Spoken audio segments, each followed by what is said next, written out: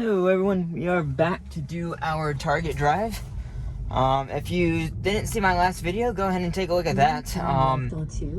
If long story short, it had 3 disengagements, all because it couldn't stay in the turn lane. Sorry, stay out of the turn lane. We're gonna see it should not go. Well, it was about to run. Now, the guy was like, "What are you doing?" Like, come on, car. It's not like it doesn't check. So that's already a disengagement for this one. It should not have gone. Come on. I'm purposely pressing the accelerator because we cut out in the car behind me. Like, look how close. It's hard to tell from the camera. That car's really quite close. And I cut out in front of it. And he's gaining speed on me. No, so that's not good. Really at all. Not a great start. Let's see if we can improve it for the rest of the drive.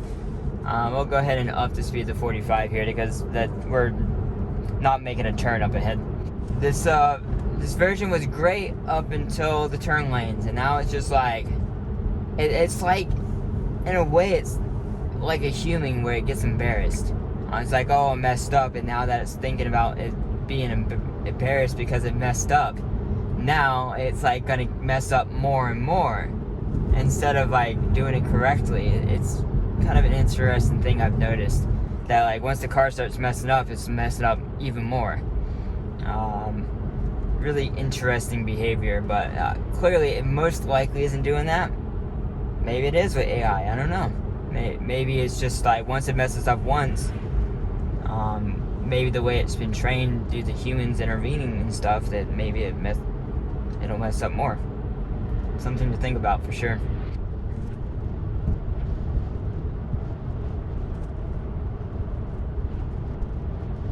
It still has some phantom braking. I didn't report it earlier, but several times it had phantom braking. It's most often when there's a car coming towards me. That seems like it's going to be such a challenging problem. I don't like. It's been version after version after version after version, and they still can't get rid of the phantom braking. I almost feel like they should just focus on one thing instead of like doing a whole bunch of improvements. Just literally just train the neural net on phantom braking. That's it. Don't do anything else. Train it on phantom braking until it's fixed, basically. And maybe that's not how the neural net training and artificial intelligence works. I don't know, but it's clearly makes people not want to use it. I think people that don't want to experience the latest stuff like I do. Like, if you just want to use you bought an expensive feature for your vehicle, you just want it to work and be smooth. Full self-driving is not there yet. It's a great, cool feature, but we're still, I'd say, at least a year away from having it be like truly nice and smooth.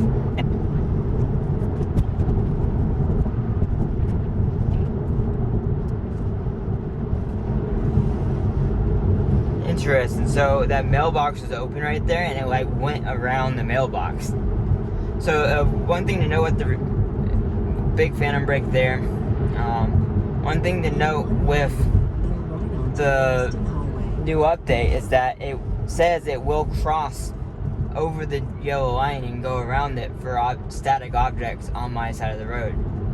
So if there was a stopped car halfway in the road, it's gonna change over and go on the other lane. Now, it obviously did that in previous updates, but I think it's gonna be more intentional with this update. Maybe use turn signals and that type of stuff versus just kind of like, we're gonna try and stay as much in the right lane as possible versus now I think it's just gonna give room if there's an item or object in the road, like a car usually.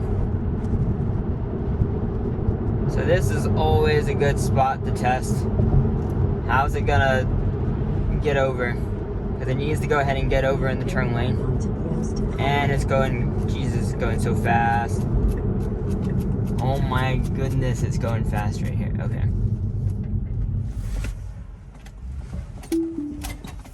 I put it down to 0 mile an hour and it was still gonna go. On a red light. There was another tester that like the car just was like just gonna go straight through a red light. So that's bad. I set it down to 0 mile an hour. I told it not to go anywhere. And the car's like, nope, we're just gonna run the red light.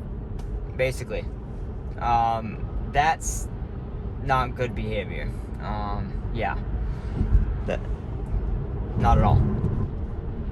Let's see if it does the same thing. So old map data right here, right about this spot, would have it change lanes into the left lane. Yeah, it's still doing it. It says changing lanes to follow a route.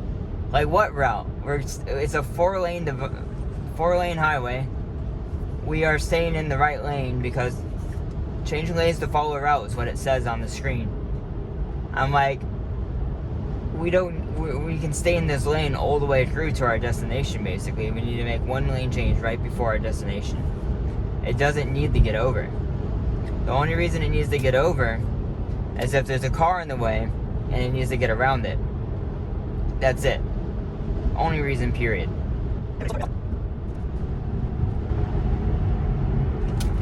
So it braked for that car going across. Like, it was so far away and it braked for it. So I'm actually having a hard time now finding on this particular route to target.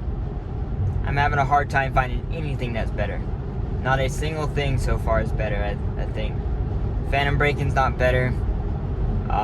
It doesn't check as well as it used to for oncoming traffic. Traffic that cuts out in front of it, it's not as good. It's more like it doesn't detect my hand as well on the wheel. Like, you can see my hand right here. I'm assuming you can see that in video. Right here, it's on the wheel. Let's go ahead and get around this guy. I don't know why he's going so slow.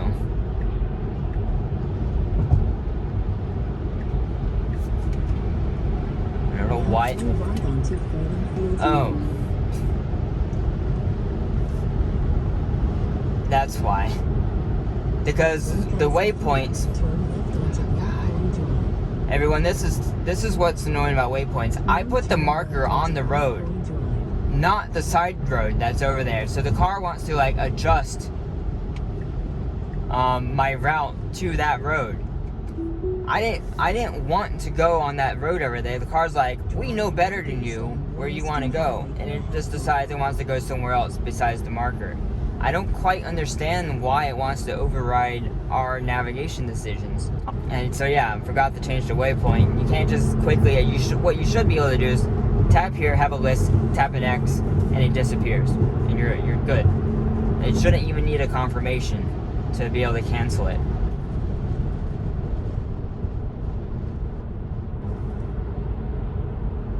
So at slower speeds, this is 45 mile an hour, it didn't brake for that truck right there. But at the faster speed, at 55, 60 mile an hour, it was a much bigger gap, and it braked. So they still have some higher speed adjustments to make for sure. Okay, right there, it braked just a tiny bit, which is appropriate, but not any more than that.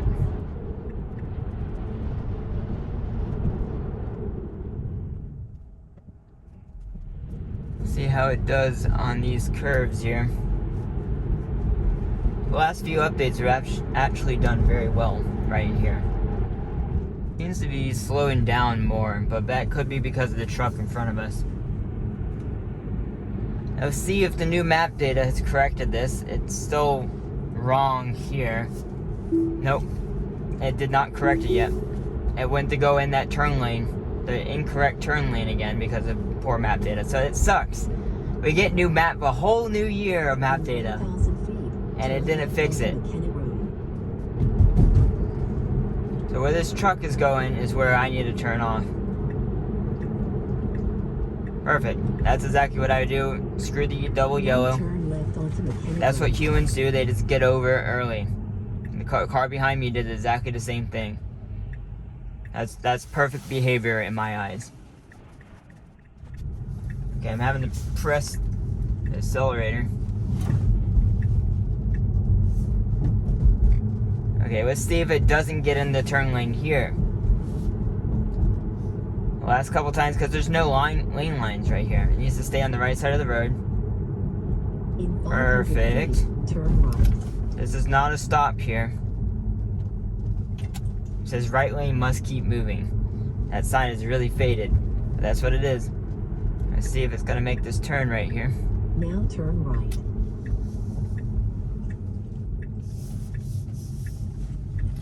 Excellent. Okay, well, fix that. That portion of target right here was completely messed up last time I did it, but now this version is fixed. It's one of the only things this version is fixed. Yeah, sadly that wasn't great. I forgot which version had 0 disengagements, but we've had 0 disengagements a couple times on this road. Same level of traffic, nothing really any different. No snow on the road, no salt. But yeah, not super great on this one. If you do have questions for me, just put them down in the comments down below. And I'll see you in the next video. Thanks everyone.